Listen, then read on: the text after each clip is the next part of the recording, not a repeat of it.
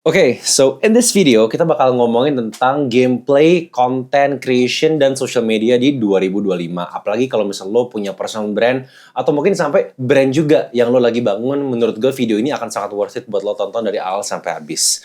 Nah, sebelum kita mulai, mungkin gue pengen ini video nggak usah di-cut kali. Jadi kalau misal gue salah ngomong, ya udahlah. Rolling aja kita di sini kan. Jadi ini raw, nggak di-cut. Jadi kalau misal gue belibet atau apa, ya maklumkan ya. Nah, sebelum kita mulai, gue pengen memperkenalkan diri dulu ya. Ini orang siapa gitu kan? Ya, BTW di sini ada tim gue. Jadi kalau misal lo ngelihat, buset. Kalau misal lo ngelihat gue nengok-nengok ke sini karena gue ditonton sama mereka. Nah, jadi my name is Rama and I go by the username of @productivityboy, dan gue juga menjadi founder dari channel yang lo lagi nonton satu ini, yaitu @valuecreator.id. Nah, jadi Value Creator itu apa sih? Value Creator adalah platform di mana kita tuh punya misi bahwa kita tuh ingin membuat konten-konten yang value driven itu lebih viral daripada mainstream drama. Nah, jadi kalau misal lo suka konten-konten yang sifatnya edukatif, yang bermakna dan penuh insight dan punya value, ya maka lo ada di tempat yang tepat gitu. Nah, kenapa sih gua ini dalam tanda kutip berhak lah ya atau punya suara dalam topik ini? Sebenarnya sih ya nggak sampai seserius itu sih. Gue cuman simply pengen ngasih pendapat gue dan outlook gue ke 2025 ini tuh nanti bakal kayak gimana kira-kira landscape-nya.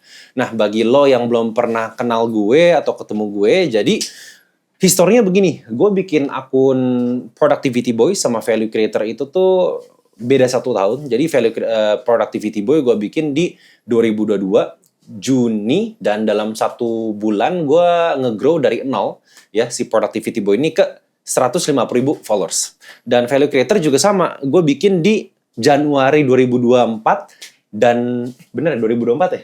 Bener. 2024, dan itu kita nge-grow juga dari 0 ke 100.000 followers hanya dalam 1 bulan. Ya, jadi kurang lebih itu track record gue, di mana gue bisa nge-grow akun di social media ya, dan specifically itu di Instagram dari 0 ke ratusan ribu hanya dalam waktu yang ya mungkin consider cukup cepat gitu. Dan gak cuma itu, kita juga udah dulu sempat bikin academy juga. Jadi kita punya murid-murid yang bisa mendapatkan hasil yang sama juga kurang lebih. Kalau misal lo mau nge-insert ininya nih, screenshotnya mungkin bisa di-insert di sini nanti keluar ya. Gitu ya. Nah, jadi oke, gue udah ngoceh. Gue gak tahu ini berapa menit, kayaknya udah cukup lama ya gue ngoceh ya kayak gini ya. Nah, sekarang kita langsung aja ngebahas ke trennya atau gameplaynya buat 2025 social media, personal branding atau brand building. Kita tuh harus ngapain sih? Gue mau ngasih lo itu ada 6 poin. Nah, 6 poin ini adalah yang menurut gue akan menjadi masa depan content creation di 2025 ini. Kita langsung ke poin yang pertama. Poin yang pertama, menurut gue, tren yang harus kita aware adalah konten simple and low effort itu akan lebih performing. Nah, maksudnya gimana? Emangnya yang nggak performing atau yang more effort atau high effort dan yang nggak simple tuh gimana, Ram? Mungkin lo nanya seperti itu ya. Maksud gue kayak gini, guys. Kalau misal lo lihat tren selama, I would say 1 tahun atau bahkan sampai 2 dan 3 tahun ke belakang. Dari dulu, kita tuh bener-bener mendamba-dambakan dan memprioritaskan dan mencoba meng-achieve sebuah visual style, sebuah video editing style yang sifatnya tuh very high end ya. Jadi emang bener-bener yang sangat kayak jedar. Kayak gede. Nyambung ya. Nah, jadi maju. Iya. Jadi gue dimarahin jangan maju-maju. Nah, jadi video editing style-nya tuh yang bener-bener kayak jedar kan. Dikit-dikit ganti. 3 detik ada transisi apa, 3 detik ada visual hook apa, 3 detik tiba-tiba ada sound effect apa gitu ya. Nah, mungkin ini highly inspired by a creator yang emang bener-bener gue bisa bilang justru nggak up and rising sih, emang udah di atas sana gitu ya. Jadi udah rising and even more rising gitu, itu Mr. Beast. Kalau misalnya lo lihat tipe editan dia kan sangat gila ya. Jadi bener-bener editannya tuh super high end banget gitu. Dan itu berusaha ditiru oleh kreator-kreator yang baru ingin merintis juga gitu. Jadi hasilnya kebanyakan editan dari orang-orang itu tuh kayak mencoba untuk mendapatkan video quality yang sangat bagus gitu. Padahal kalau misalnya lu mau mulai pakai HP aja tuh udah cukup. Dulu gue mulai tuh inget ya, Hel ya. Gue pakai Huawei dulu, pakai HP Huawei. Terus habis itu lightingnya nggak ada nggak HP-nya sini. Nah, ini HP ini dulu gue pakai HP ini nih. Ini Android nih. Udah sampai retak-retak tuh, lu bisa lihat sendiri udah sampai retak-retak. Gue pakai ini terus dulu lighting gue nggak ada yang proper ya. Ini kita belum pakai studio light kayak gini, cuman kayak pakai ini meja belajar punya lampu gitu ya, yang cuman 1 doang gitu. itu gue pakai HP ini juga works gitu. Bahkan video viral kita kan mulainya dari sana ya. Yang di TikTok ya kita dapat 11 juta views tuh juga dari video pakai HP ini dan pakai lighting yang cukup kentang gitu. Jadi gearnya ya seadanya aja gitu. Nah orang di awal-awal sekarang udah mau invest di ini itu, langsung hire video editor biar bagus banget ya nggak salah sih kalau misalnya ada modalnya. Tapi kalau misalnya modalnya terbatas nggak usah sampai segitulah gitu. Karena that era I think is gonna end gitu. Jadi segala era yang isinya tuh bener-bener jedar-jeder terus kayak super hyper fast editing kayak gitu tuh udah akan mulai meredup gitu. Kenapa? Karena orang simply udah capek gitu. Udah capek. Kenapa? Kenapa capek? Semua orang udah kayak begitu sekarang ya kan. Protboy bikin editan kayak gimana, murid-murid kita ngikutin, ya kan? Nggak apa-apa. Ya, betul. Make sense. Kita pun juga dapat inspirasi kok dari orang-orang di luar sana gitu. Make sense saja. Kenapa? Karena trennya ngarahnya ke sana. Tapi karena emang sekarang tuh semuanya udah semakin bisa nge-achieve style itu. Yang tadinya style itu unik karena jarang yang bisa achieve. Sekarang semua orang udah kayak begitu, ya jadi udah nggak unik lagi gitu. Jadi people are craving for something justru yang different sekarang. Yang different apa? The exact opposite. Hal-hal yang simple. Nih kayak video kayak gini, gue ngomong. Nanti kita nggak bakal hyper edit atau gimana, ya udah gue ngomong kayak gini aja. Lu suka ya nonton, lu nggak suka ya udah nggak usah nonton gitu loh. Simple kan? Ngeditnya juga nggak capek. Atau mungkin nggak diedit sama sekali nih video. Ya kan gue rese nih orang, rese nih. Dia jadi nggak ngedit kan, kerjanya jadi kurang gitu. Nah jadi hal yang simpelnya raw, yang sifatnya raw. Yang sifatnya bener-bener personal. Yang sifatnya bener-bener authentic kayak begini. Ini nih akan naik menurut gua. Bahkan mungkin lo udah nemuin banyak-banyak video YouTube ya. Mungkin nanti, nah ini ada di edit dikit ya. Mungkin munculin referensi-referensi dari gua nih. Ada banyak orang yang udah bikin video tuh kayak gini. Jadi kayak nggak di hyper edit, bahkan thumbnail-nya aja. Video kalau misalnya nggak diedit normal lah. Kadang kan orang kayak gitu ya, males ya. Kalau misalnya kita bikin IG story, kalau lagi malas ngedit kan juga cuma kita cut ya kan, kita upload ya kan. Tapi orang tuh lebih gila di YouTube. Bikin video kayak begini, terus abis itu udah nggak diedit sama sekali, thumbnail aja nggak diedit. Dia ngambil dari timestamp gitu bro. Terus viewsnya 100.000 lebih, kan gila maksud gue gitu kan. Kasian orang yang udah ngedit satu video 8 jam ya kan. Kan banyak kan ya, kayak dulu kita gitu kan. Bikin YouTube video berapa jam. Mungkin 1 hari 2 hari baru kelar kan hell. Nah jadi kayak gitu. Mungkin contoh-contohnya di sini nih. Nah kalau misalnya nanti lo mau lihat juga, nanti lo bisa nontonin videonya keren banget. Jadi semakin simple, orang bisa semakin appreciate. Kenapa? Karena lo tuh nggak ada yang ngebantu lo gitu loh. Orang tuh suka lo karena lo nya. Bukan karena editan lo gimana, wah dipermak abis-abisan. Muka lo yang gimana terus dipermak pakai AI. Kan banyak orang kayak gitu kan. Profile picture pakai AI, pakai AI gitu kan. Ya nggak salah, tren gitu. Tapi this is simply the purest form of connection. Just talking to a camera, raw, no edits. Jadi yang semakin simple justru akan semakin performing gitu. Views-nya juga bagus kok gitu ya. Dan kadang-kadang menurut gua ini yang menjadi paradoks sebenarnya. Dan ini sering diceritain sama murid-murid kita juga dulu, di mana kalau misalnya mereka udah ngedit konten capek-capek nih. Ya lu juga sering ngalamin ya Mike ya. Mike Sharad at Zenwriter Boy. Lu ketika bikin konten capek-capek ngedit terus yang view sedikit ya kan. Tapi ketika lu bikin konten yang asal, nggak terlalu mikir, tiba-tiba viralnya banget kan.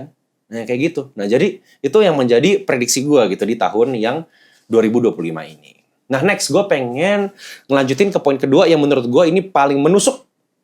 Jangan maju-maju. Iya gue nggak maju, santai. Ini gue cuma mundur, gue nggak maju. Kalau maju begini gitu kan. Nah ya.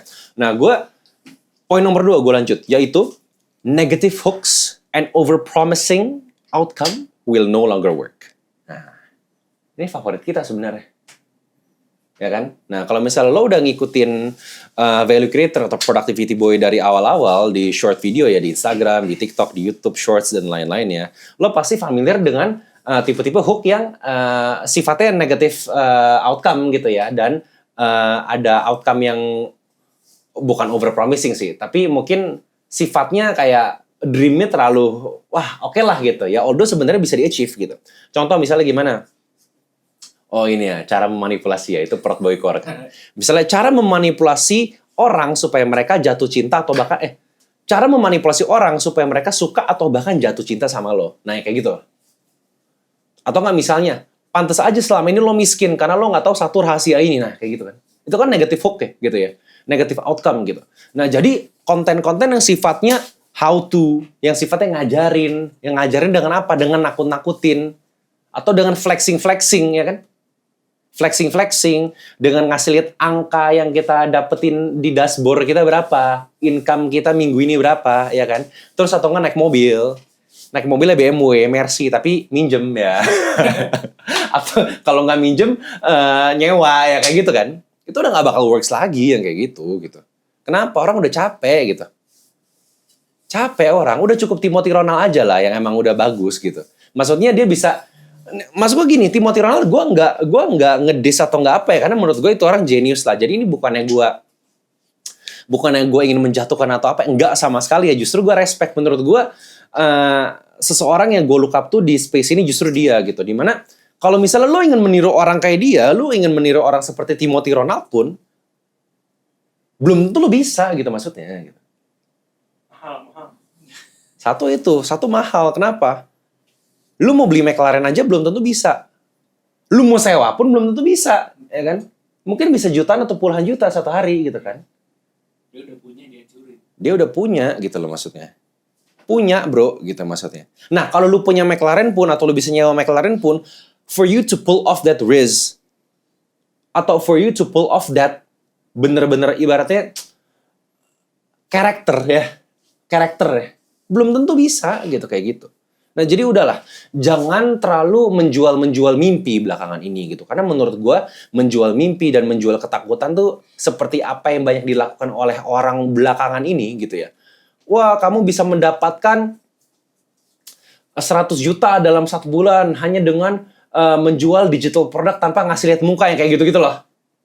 Udahlah, orang semakin kesini semakin pinter gitu. Nah jadi kalau misalnya eranya yang kayak gitu udah lewat, next-nya apa gitu. Next-nya yang kita bisa fokusin apa? Menurut gue justru kebalikannya gitu.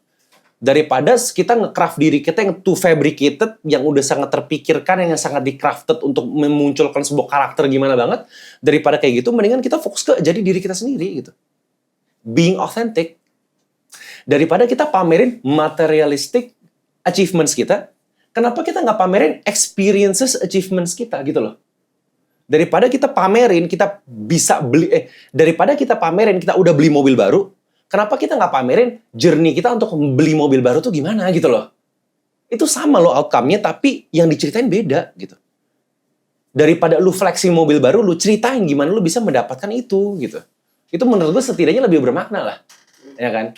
Nah makanya menurut gue konten-konten yang akan naik tuh di 2025 tuh yang sifatnya behind the scenes. Yang sifatnya tuh eksperimental, yang sifatnya tuh ngasih lihat keseharian kita. Nah makanya kalau misalnya lo ngeliat konten-konten yang kayak sifatnya ada day 1 of bla bla bla, day 2 of bla bla bla, mungkin nanti ada referensi di sini-sini juga ya kita kasih. Itu tuh akan naik tuh yang kayak begitu menurut gue. Atau enggak setidaknya yang ngasih lihat keseharian kita gimana. Vlogs, day in a life, ya kayak gitu tuh semakin sekarang tuh menurut gue akan semakin akan naik gitu. Kenapa? Karena balik lagi orang udah capek sama kebalikannya, ngasih lihat achievements dan segala macam. Orang capek cuy. Selama 2024 kemarin tuh kan banyak banget kelas online yang baru buka ya. Ya jadi cara mainnya begitu kan. Ngasih lihat kesuksesan gitu. Orang udah capek ngeliat, oke Lun, inilah bisa itu kayak oke. Tapi gimana kalau misalnya gue mau kayak gitu juga gitu. Nah di sini kita ngasih lihat the raw scenes behind the building gitu. Jadi build in public ketika kita membuat sesuatu, ya kita ngasih lihat juga prosesnya. Jadi ketika kita dari 0 udah nyampe ke titik 1, 2, 10, 100, orang bareng kita ngelewatin perjalanannya bareng-bareng gitu. Dan ketika mereka ngeliat lu grow dari 0 sampai titik itu, mereka kan appreciate kenapa? Kayak anjir gue nge-grow bareng lu nih gitu. Nah, yang kayak gitu. Itu poin kedua. Next, gue pengen lanjut ke poin yang ketiga, yaitu ini nggak kalah ngehe. Kalau yang tadi penting, ini juga nggak kalah penting. Yaitu kualitas digital product di market itu tuh akan semakin sampah. Nah, ini, gue ingin ngomong kayak gini karena di Value Creator kan kita juga ngajarin orang gimana cara memonetize. Ya, Mike ya. Jadi itu yang menjadi perbedaan Value Creator dengan akademi-akademi lain yang ngajarin personal branding gitu.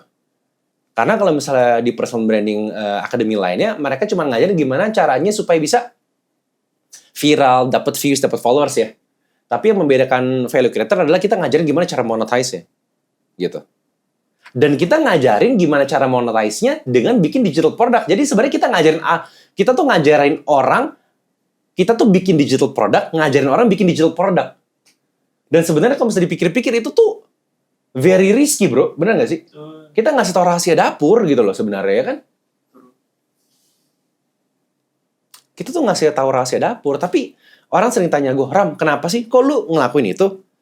Kan kalau misalnya lu ngajarin orang apa yang lu lakuin, kan orang bisa copycat, jual lebih murah, atau nggak copycat kalau misalnya dijago lebih gede dari lo gitu.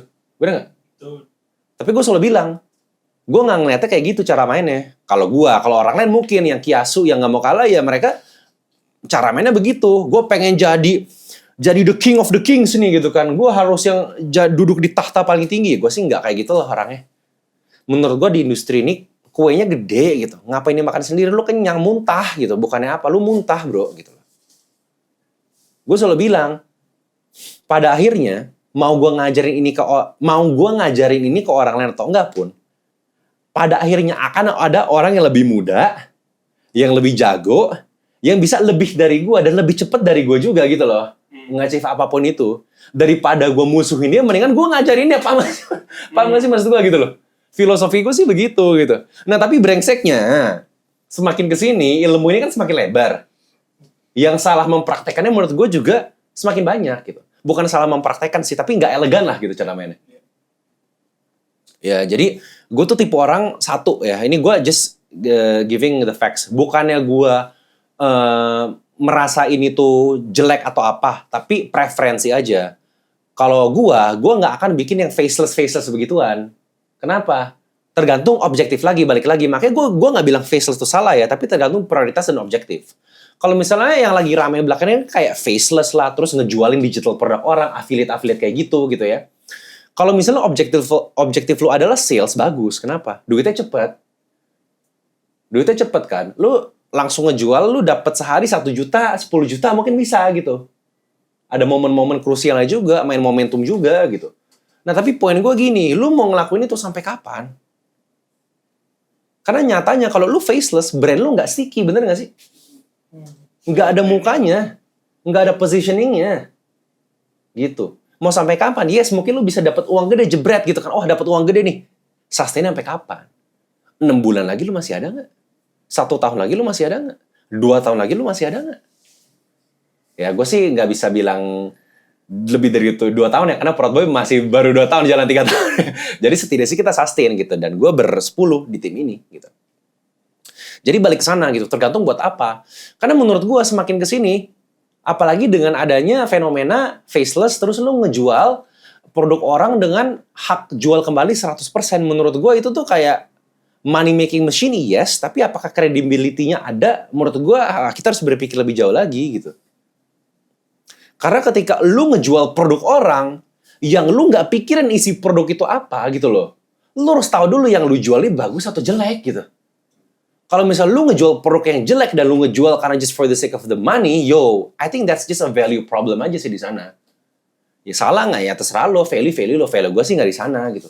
Lu ngejualin barang jelek, malu bro gitu maksud gue.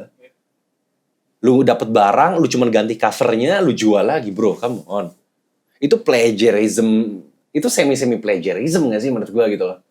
Kalau yang di plagiarize bagus gitu maksud gue, ini kalau jelek gimana? Yang gue nggak suka adalah karena kasus-kasus kayak gini, makin banyak orang yang terpapar sama digital product, which is good, tapi brengsek ya, kepapar sama yang salah gitu, sama yang nggak optimal. Jadi persepsi market ke digital product jadi anjlok gitu, yang harusnya kasihan gitu orang-orang di luar sana yang mereka bikin digital product, risetnya berbulan-bulan, mungkin 6 bulanan, produksinya 3 bulan, 1 tahunan nih lo bikin digital product. Digital product lagi nih, jelek gitu loh, kebayang gak sih? Orang jadi persepsi udah begitu doang karena market tuh banyak yang dibombardir sama ads-nya tuh yang kayak gitu-gitu gitu loh. E-book inilah, hak 100% jual kembali lah gitu loh. Mikirnya gitu aja. Ketika kita bikin produk nih bisa ngebantu orang nggak? Valuable nggak gitu. Kalau misalnya valuable, good. Kalau misalnya enggak, malu nggak sih ngejual yang kayak gitu gitu. Maksudnya lebih kayak gitu sih. Itu masalah batin aja sih menurut gue. Gitu. Itu yang ketiga tuh ya. Nah, lalu yang keempat. Nah, ini yaitu long form video and carousel ya. Jadi carousel itu Instagram nih yang teks format yang kita swipe, it will be back. Gitu. Nah, ini menurut gua akan menjadi tren juga. Kenapa? Karena semakin kesini orang semakin familiar sama podcast, ya kan? Podcast tuh udah mulai familiar dari 4 tahun lalu ya kalau nggak salah ya. Nah, tapi semakin kesini adoption-nya makin bagus banget. Di YouTube sekarang tuh YouTube video tuh udah kebanyakan orang malah ngebikinnya podcast ya. 40 menit, 30 menit, 1 jam, 2 jam gitu. Jadi long form tuh akan semakin naik menurut gua. Karena beberapa waktu lalu kita ngomong juga sama beberapa agency yang nge-handle YouTube ya. Kan katanya kalau tahun lalu kan mereka ngefokusin ke short ya. Jadi algoritma yang long videonya ini agak diabaikan, tapi sekarang udah mulai 50-50. Nah, jujur gue nggak tahu itu bener atau nggak. Itu sih berdasarkan diskusi kita gitu. Tapi kalau misalnya itu bener, ya berarti hipotesisnya ya YouTube ini semakin kesini yang long form video ya akan semakin diprioritaskan juga, akan semakin gampang juga buat kita bisa nge-build audience di sini, which is really good. Kenapa? Nah, which brings me to the fifth point, yaitu YouTube is still gonna be the king. Nah, kalau kata coachnya di still, YouTube is still gonna be the king. Kenapa? Karena dari dulu YouTube tuh king gitu. Long form video tuh foundation kayak gini gitu. Karusel juga. Kenapa? Karena it takes time for you to read gitu. Ketika lu nonton dan lu ngebaca, udah beda intensinya. Baca kan butuh active focus yang lebih banyak. Nonton kan cuma ya udah. Nonton aja. 60 detik, 90 detik kelar gitu kan. Tapi lu baca tuh butuh effort yang lebih banyak gitu. Nah, balik lagi. Kenapa YouTube superior? Karena orang tuh meluangkan lebih banyak waktu bersama kita. Nih gue nggak tahu nih udah berapa menit. Mungkin udah 10 menit lebih, 20 menit, maybe ya. Nah, orang gue ngomong kayak gini, orang nonton dari awal sampai habis, dan ketika gue cuma bikin Instagram video atau TikTok video yang cuma 60 detik, beda pasti gitu loh. Trust-nya, conviction-nya, dan loyalty-nya itu pasti juga beda gitu. Nah, itulah kenapa semakin kesini long form video menurut gue tuh akan semakin naik gitu. Karena memang orang sudah mulai terbiasa, dan orang sudah mulai meng-embrace hal-hal yang sifatnya tuh boring, which is good. Karena dari dulu kan kita dilatih tuh, attention span kita dipotong lagi ya kan. Tapi ini udah mulai kebalikan nih. Menurut gue ini sebuah update yang positif ya. Kenapa? Karena ya orang akan jadi semakin bisa fokus gitu. Dan ketika mereka menjalani keseharian mereka juga akan jadi semakin optimal gitu. Nah, jadi menurut gue itulah kenapa gue ingin nge-invest lebih banyak lagi di long form videos kayak YouTube. Contohnya yang seperti yang kita lagi lakuin sekarang. Kan kita bikin YouTube panjang juga nih. Nah, itulah yang lagi kita mau invest juga di tahun ini gitu. Nah, sama terakhir ya. Tadi kan udah berapa? Udah 5 tuh berarti kan ya. Oke. Nah, gue mau kasih ini yang ke nomor 6 berarti ya. Yaitu personal branding will be brand oriented and not market oriented. Nah, kalau zaman dulu yang terjadi adalah begini. Kita marketnya kita mau ambil market mana, kita bikin personal branding terhadap market itu gitu ya. Sekarang menurut gue kebalikan nih. Kita personal branding mau kemana, marketnya ngikut nanti. Yang penting yang menarik kitanya dulu. Ini balik lagi ke poin gue 1, 2, 3 tadi. Kitanya dulu yang dibikin menarik. Kalau misalnya kita menarik, market ngikut.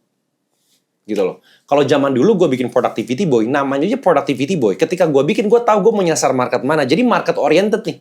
Marketnya gue cari dulu gue mau kemana gitu. Abis itu baru gue bikin akunnya tergantung ke marketnya kemana. Tapi sekarang berbeda gitu.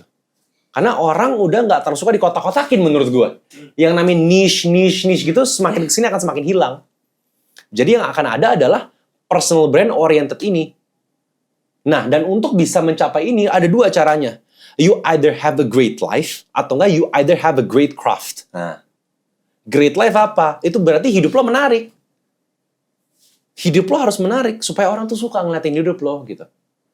Kalau hidup lo aja nggak menarik, cuman kerja depan laptop dari jam 6 pagi sampai jam 6 sore gitu ya. Ya apa gitu yang menarik. Tapi kalau lo ketemu orang, lo travel atau misalnya ada ini, kalau lo kerja pun ada sesuatu yang terjadi, itu kan menarik tuh. Nah, tapi masalahnya kan banyak orang yang hidupnya mungkin mundane gitu kan. Atau nggak bingung. Sebenarnya hidup nggak menarik itu juga bisa dibikin menarik dengan storytelling, dengan video editing dan video compositioning atau kita ngaturnya dengan bagus gitu kan. Tapi banyak orang mungkin yang nggak terlalu mengerti hal itu gimana. Which brings me to my second point. Makanya kita juga bisa get really good at our craft. Artinya apa? Kita nekunin bidang apa nih? Kita harus make sure kita tuh jago banget di bidang itu. Karena terkadang ada orang tuh disuka karena karyanya dia, bukan karena dianya. Tapi karena orang suka sama karyanya, jadi suka sama dianya, kebayang nggak? Contoh, misal, gue nonton anime nih, Solo Leveling. Gue suka Solo Leveling, karena gue suka Solo Leveling, gue bakal nyari tahu dong, yang nulisnya siapa gitu loh. Iya kan? Itu yang gue bilang sebagai you have to have a great craft. Dengan itu, nanti lo akan bisa menimbulkan personal branding yang kuat, market akan ngikut kemanapun yang lo pergi. Dan audiens akan suka lo karena lo-nya, bukan karena konten lo. Itu beda banget. Gitu. Nah, sama yang terakhir.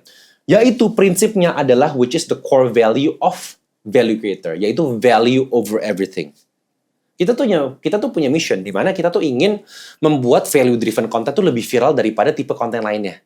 Di mana sebenarnya kan di Indonesia kan yang paling viral kan mainstream drama ya, di mana drama ya kan joget-joget, sawer-sawer, mandi lumpur, bagi-bagi iPhone, bagi-bagi duit, dikit-dikit bagi-bagi giveaway, yang kayak gitu-gitu, ngeprank, yang kayak gitu-gitu.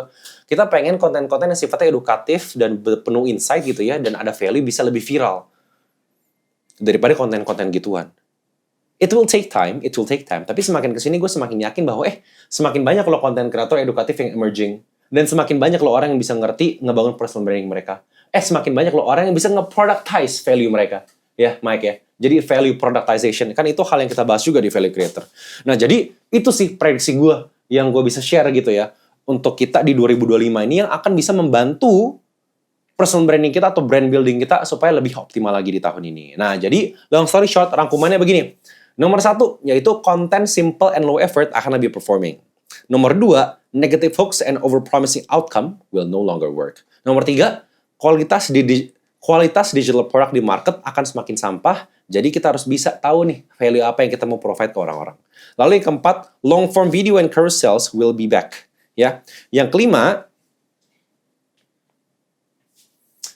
personal branding will be brand oriented and not market oriented. Ya, yang keenam, YouTube is still the king. Makanya kita bikin YouTube video nih sekarang. Dan yang ketujuh adalah value over everything. Okay, so that's pretty much it for this video. And if you have any comments or any suggestions for the next video, please do let us know in the comment. Karena ini video pertama kita, and we'll be hoping to see you soon in our next video. Bye.